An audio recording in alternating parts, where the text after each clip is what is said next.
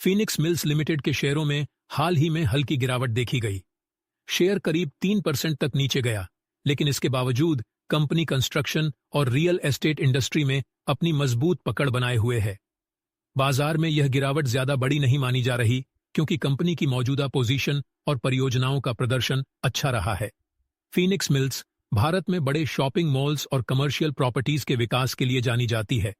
हाल के समय में कंपनी ने अपने विस्तार के कई प्रोजेक्ट्स पर काम शुरू किया है, जो इसे रियल एस्टेट सेक्टर में और मजबूत बना सकते हैं।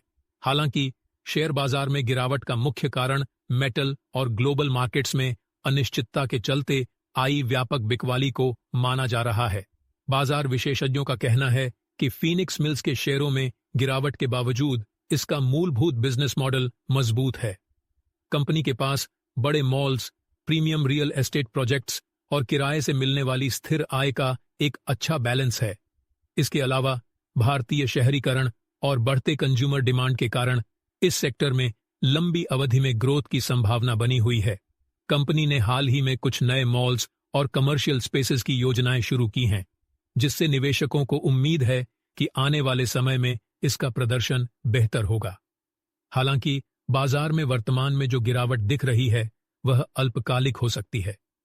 फीनिक्स मिल्स के शेयरों पर नजर रखने वाले निवेशकों को यह ध्यान रखना चाहिए कि रियल एस्टेट सेक्टर में बदलाव धीरे धीरे आते हैं।